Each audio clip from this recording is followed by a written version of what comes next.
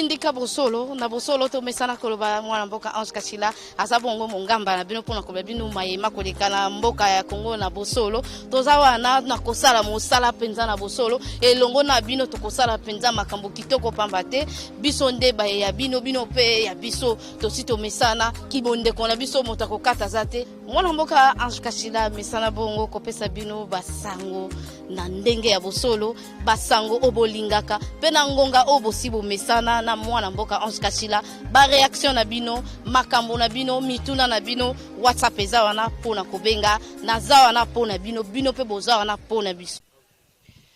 natondi bino botondi na bandeko nyonso bazwi nzinga to libaku ya kolanda tindika bosolo na bomesano oto sito mesana kolanda tindika television na masolo na biso to betaka be ya tindika bosolo to mesana be ko tindikela bino bosolo na ngonga obolingaka to ndenge bosibo mesana kolanda yango na ngonga oyo nakobeta bino masolo ya tindika bosolo na zabe na siège ya UDPS esika oyo bandeko ya UDPS babengaki bapandisango pona kopanza sango yango ezalaki nini. Mais avant na tindela bino sango na kolinga to mesana to solola na mwa masolo moke pamba te bandeko ebele bakomela kinga babenga kinga batuna kinga yemei oyo ndeko tunda ya kasende abandai koloba ete yemei alobaki na ye maloba abango abandai kobanga te mais lelo na ko betela bino lisolo ndeko tunda ya kasende babengani ye na masolo ya ba ministre akoti te motuna penga pe na kozongisela ba o babande kotuna nga yeme yazalaki wapi pona kozongisa tunda ya kasende na kasi ya masolo epi bayebisi ye a démissionner na yebisaka bino bobanga na bino te lokola television ezaka radio te bino bosibo yoki pe bosibo boni wana ezakaka ebandeli état de droit etalaka mutu te etalaka ndeko te etalaka noko te tango bandeko bandako kanga esaika ndeko Vital Kamerhe te ndeko ministre ya justice o aza en fonction kaka bato o ya pesaka ordre bango nde siko basimbaki e pona kolakisa ete tata otengamaki tata osali boye mais tata azwaki mutu makasi ya koganga ete yeme azalaki abosani ete yeme akokoleka likolo ya mibeko te mais wana na kala bandeko osala ngo na ngongo to koloba mutu akoleka likolo ya mibeko akozala te masolo yango nalingaki nameka kozongisa na bandeko banga yeme mutu akonzaka mboka o eza tata mokambekolo Fachi Volcan nde na mesa benge volcan yende moto azana liloba na kati ya Kongo pamba te yende mokambi ya Kongo yeme wana o bandeko ko banga yeme muta pesaki ordre zaki ye moko Fachi nda pesaki ordre batika ye moto azali likolo na ye akozala te tokobeta susu masolo ya ndeko Jean-Marc Kabunda lelo tokomona siko importance ya ndeko Jean-Marc Kabunda ezaka biso moko te na mandeko alamuka bakomona importance basali siko déclaration contre FCC au moment où basi basangana ki pona kolongola ndeko Jean-Marc Kabunda omoni siko tina na ye tina ya ebonga oyo azalaki pona koboya misala ya mabe to ba complot ya mabe ya bandeko na biso ya FCC balekisa ba masolo na bango ya butu ndeko alingaka bimisango na moyo nde bandeko ya FCC bazwaki deja mayele wana kolongola ndeko Jean-Marc Kabunda kiti po ete bango bakoba kaka na masolo na bango ndenge basi bamisani lelo yo tokobeta bino lisolo bavote te mais banome mokambi ya seni bavotele ye wapi bandeko basali video bazaki kuna ke bavote te ezaki nde nomination bato ya FCC basali boko mona siko tokomi okende etina nini bango balongolaki ndeko Jean-Marc Kabunda na yango na bandeko ya UDPS batikalaki sima te basali déclaration na bango pona koboya ndeko Ronsard Malonda azali moto oyo bango bayebi ete basengi na bandeko ya société civile ndakisa ya Christopher Ngoy lisango da pesi ndakisa ndeko lokola lolenge ya bandeko Christopher Ngoy pamba te bandeko balobi baboyi ba église ba trahir biso ko banda na basango babanda ba makambo ya ba mapono mitolelaka na bakombo na bango toboyi basango toboyi ba pasteur tolingi bato ya société civile bato ya droit de l'homme na pesi bino ndakisa Christopher Ngoyi po bozala na bilili to image to ide ndenge balobaka na lopoto po ete bandeko wana basengi na bango basangana na lombangu baya na makanisi to baya na oyo bango bakopona bakobimisa soki bakopona Christopher Ngoyi kaka bango babimisi bayeli biso ata misatu to sala maponomi na ndenge o biso to kozela tolingi ba nomination ya butu te misala ya butu esi esila kala tangu tata mokambi tangu ndeko Kabila zalaka na pouvoir abandaki konome abandaki kosala mais tango tokomi na ngongo biso nyonso tokobelela état de droit yo bengi ayo ba député pona kopona to pona konome to pona kozwa oyo ya bino bosali wana en tout cas toza na posa na ngote pamba te ekopelisa isusu mboka moto lolenge nini mboka uti kopela moto en tout cas bandeko ya UDPS batikalaki sima te pona kobelela ete balingi koyoka ndeko Ronsard te lokola bande kwa FCC baye na Ronsard bino mbongo boyebi FCC soko ye na likambo seke na sena ngone za ni bombe lokola deja se salami bongo bandeko babengi lisusu na zongeli lisusu bandeko nyonso ya société civile basangana na lombango pona kobimisela biso bakandida misato bakandida wana ikokende na ndenge maponomi esalamaka toboyi biloko molili FCC asi asale eloko ne aye afanteli biso na kiti Ronsard Malonda toyebi place outi te et puis toza lisusu na bosenga ya bakambi ya église te toleli mingi na kombo na bango tolanda déclaration ya bandeko na biso ya UDPS comme ça tozonga politique.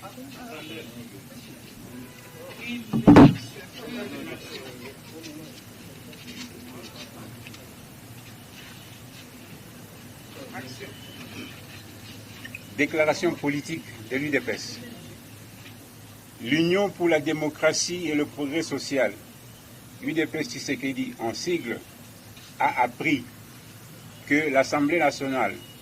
venait, au cours de sa plénière de ce jeudi 2 juillet 2020, d'entériner dans une cacophonie totale le choix de Ronsard Malonda, prétendument candidat des confessions religieuses comme candidat président de la CENI. 1. L'UDPS rejette catégoriquement cette procédure hasardeuse orchestrée par le FCC pour faire passer son candidat en lieu et place de la société civile, faisant croire à l'opinion publique que l'UDPS venait de troquer cet entérinement contre les propositions des lois Minaku et Sakata. 2. L'UDPS dénonce l'attitude malicieuse et répétitive du FCC, consistant à créer des crises institutionnelles artificielles au pays, afin d'opérer en sourdine des passages en force dans des dossiers qui nécessitent un consensus national. 3. L'UDPS estime à bon droit que l'examen du rapport de la CENI sur le processus finissant déposé au bureau de l'Assemblée nationale ainsi que les réformes idoines sur le processus électoral s'imposent avant la désignation de nouveaux animateurs. 4.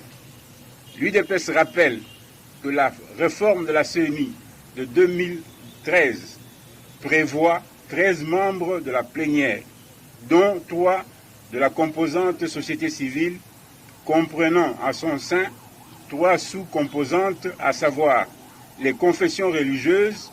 les organisations féminines de défense des droits de la femme, ainsi que les organisations d'éducation civique et électorale. 5. L'UDPS constate que M. Ronsard Malonda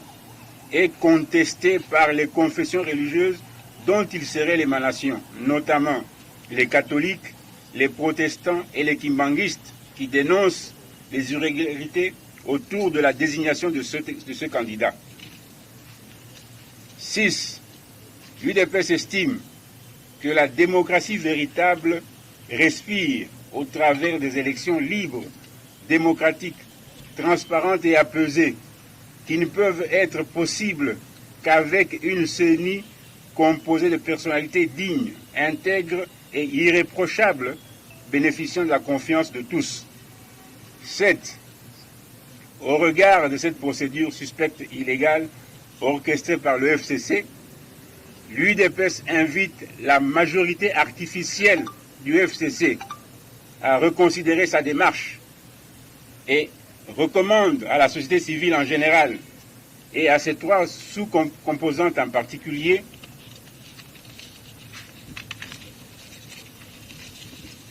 de convoquer leurs assises afin de désigner, à la lumière du jour, les 3 candidats devant les représenter à la plénière de la CENI. 8. l'UDPS prévient que le FCC sera seul responsable des conséquences malheureuses que provoquerait sa démarche cavalière. 9. Par conséquent, l'UDPS appelle ses combattantes et combattants, ainsi que toutes les forces vives engagées pour la tenue des élections véritablement démocratiques en République démocratique du Congo, à une grande mobilisation pour une marche pacifique de protestation qu'elle organisera le jeudi 9 juillet 2020 dans le strict respect des gestes barrières à la Covid-19. Fête à Kinshasa le 3 juillet 2020, signé Honorable Jean-Marc Kaboun, président AI de l'UDPS. Je vous remercie. Toti kolanda bongo molobeli ya UDPS ndeko Simon Kalenga alobi na mongongo makasi pona kobelela to pona koboya misala ya bandeko na biso ya FCC o bazawa na pona kaka kotia mboka na kati ya mai mboka etola biso nyonso to kufa lolenge lokola bango basi baboma via ba Congolais nyonso tata Mokambekolo Fachi Volcan azongisi ba via bato azongisi ba espoir ya bato et puis na lingi kolobela susu mwanda ndeko moko abelinga et pona koyebisanga na ibite po a intimider daki likambo nini po tuna ete tata Mokambekolo bango bande kozela te discours oyo asalaki ya le 30 juin fallait pas asala bongo tozana ngonga oyo tata Mokambekolo Fachi Volcan oyi kokosa biso te fois yebisa biso réalité oyo ezoleka akoyela biso ba discours ya na osala bino poto na nini na osala bino lola na nini au moment où bandeko ya FCC balingi ba voter loi moko pona koyiba to pona kobebisa kokoba lisusu na kobebisa mboka na biso alobi akotia bango ndelu baleka nzela wana te pona kobebisa pamba te bango basi babebisa tata Mokambekolo azali wana te pona koflate biso ngana sepeli nango pamba te to bande kozela ye ya réagir bo bande kokomelanga azoloba nini akoloba nini bino non fobo mona oyo bandeko bazana ngona mutu pamba te soki ya sali ebimateke azoko imposer biso alinginde abomba to abatela ya yebana abatela ekolo na ye o yandi makete les peuples d'abord oui soki justice sali musala te nzala oto kolela lelo ko sila te ndeko moko yebisinga lobi bato bilanga batala kate musala bilanga batala kate soki bacheka titre moko ya politique bato batali pamba te politique lokola ekomi non kitoko te na Congo moye bato batala makambo mususu ekozala te pona nini soki lobi lelo tosala makambo ya bilanga wana soki moyibe ezokoba kaka na koyiba ka mbongo ya bilanga oyo ebiando bimisa wana yebisanga to bando koma na nini to bando suka kana niveau oyo tozaleli pamba te eza na bato moko songolo bakanga mboka pona bango moko pona kozwa misolo ya mboka pona bango moko na bana bango epi toza pe na bato batangi bato mayele pona nini kaka bango bazalaka na bisika wana biso ba ope tokokoma kuna te tokokai kokoma te pamba te bato moko basi bakangi mboka mais tokoki fosi kolongola mboka na maboko ya baye oyo bazana mayele mabe bazana mayele ya koboma bazana mayele ya koyiba mais pona tokoma na place wana il faut kotia état de droit soki simbite et qu'on pèse biso force te tokende liboso état de droit soki simbi te ko pesa Congo force te et résister soki ata après 3 ou 4 mois bino moko bozomona déjà et surtout ba loi o bango balingi ba bakisela biso ndeko moko agangi alobi bakotisa ba loi ebele mais boni bango balingi kaka 3 loi wana mais eleka pona bango batikala kaka na carré ya moyibi batikala kaka na carré ya koboma batikala kaka na carré ya kosala biloko bande kosala en tout cas eza kitoko tenga na pesi longonya na tata Mokambekolo asaleli biso apesi biso maloba oyo ko flatter biso te na kansaki batu musunde bandako zela yebisa biso na kosala bino pona bandako na kosala bino soki nini na banda akokosa biso te réalité tozomona déjà na terrain FCC asana posa kotika te Congo et respirer lokola bamboka nyonso nengwana ye abia kotia mondelo na bandeko nyonso o balingi ba dépasser to balingi ba bebisa mboka akofongola lisu pe eloko sepelisinga alobi alingi koyoka te 3 lois wana alingi koyoka ngote donc soki alobi déjà alingi koyoka ngote c'est que ezali suste na bandeko nyonso ozobanga eroleka te bakita bamata pamba te biloko wana bakende osala na république ya Kingakati na république ya Congo awa ekosimba te Congo awa eza mususu Kingakati eza ndako mususu eza pe ndako eza république te eza ndako o amoni eza na posa kotia ba loi wana boke na messe na bino na église ndenge bomesana kosambela kabila nani ye mei boke kosambela na Kingakati na bisaka bino tozaka na droit koloba toza ba Congolais toyi kotika nyonso eleka te po Congo nyonso na kobima libanda ba bisanga na za Congolaise yo kopesa ngamboka msusu te pe Congo pona kanga munoko na loba te to koloba pa mate to zana droit et puis bazongiseli biso ba droit wana état de droit mais to zana droit koloba po eza mboka na biso na bandeko nyonso bo fongola misu eloko boye to telema et puis ndenge bandeko na biso UDPS balobi jeudi mutu nyonso ya na cash ne na yi to ko respecter ata 5 mètres to sala ngo mais l'essentiel eza to koba na objectif na biso to bandaki to za déjà na image ya Congo ya lobi ndenge kozala to koba eza facilité eza pamba te donc eza lokola lipa te to ke to sombi ya 200 eza lokola manga te to ke to buki eza pasi po to koma place yango mais to koma kaka bao ba kotikala batikala bao ba koleka mais na koyisa la bande ko nyonso jeudi toyoki jeudi biso nyonso tokoya na ba cash ne na biso ba désinfectant na biso na maboko pona ko milengele na bokono oyo ezotambola na kati ya mboka na biso pe ezotambola na bamboka nyonso to milengele to ya biso nyonso pona ko telemela bato oyo balingi bakanga mboka na biso na maboko en tout cas na beti susu maboko longonya pamba te ndeko tunda ya Kasende à comprendre que état des droits ezali lelo azaki na masolo te ya ba ministre azaki libanda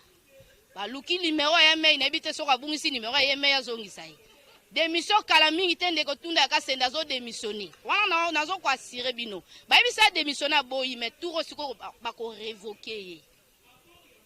pour comprendre que état des droits et puis ndeko zo senga intervention ya MONUSCO o bango ba boya ki balobi asala ke loko te mais pas na bango ko sala ni soki MONUSCO bando sa eloko te hier kosala baonini siko toyebi ndani azokonza to banda koloba o bosala soki ndeni siko toyeba to botuna biso to répondre bino ndani azokonza est-ce que biso ne to répondre bino to bino nde bo répondre biso en tout cas wana ezaka masolo nde komo ke kitoko na bandeko nyonso na pedi penda longonya mingi na bandeko na biso ya UDPS batikali simbate malgré bazala pouvoir atikali simate pe ndeko Jean Kabunda lobaki loko la prophétie alobi tozui pouvoir to kofanda te to kotambola pe silité yango siko jeudi ba otambola mais baza na pouvoir système ka ANC bona pouvoir mais bozo batela pouvoir na bino toko mokende na suka biumbui toko mokoma na suka masolo na biso ya mokulu ya lelo na pesi matondo mingi na bandeko balandi tindika bosolo na pesi matondo mingi na biumbu ya zakasima toujours ya caméra tindika bosolo papa général Mayele mama Charlotte Ndenga Moïse Kazadi na bino nyonso oyo sibo mesana prochainement to banda siko masolo ya ba député o bazoya po système ya kosaela mboka pona misolo nde bomi mboka na biso faut to beta lisolo ya neti ba ndeko Daniel déjà aux États-Unis aza déjà futur député aza déjà na bambisone ya osala soki aza député azoya te pa ya lukambongo aza déjà na bambongo na ye eloko nini ya kosala soka komi député il faut sikoyo to yebaka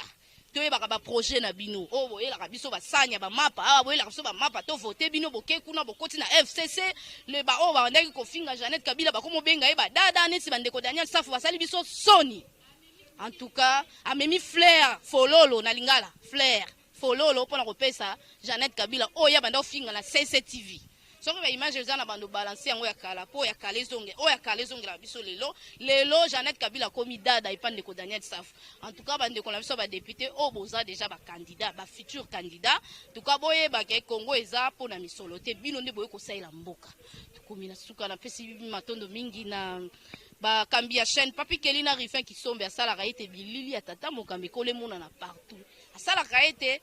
masolo ya tindika bosolo emona na partout Rifin qui sombe na papi Kelina pesi bino matondo mingi tokutani mbalasi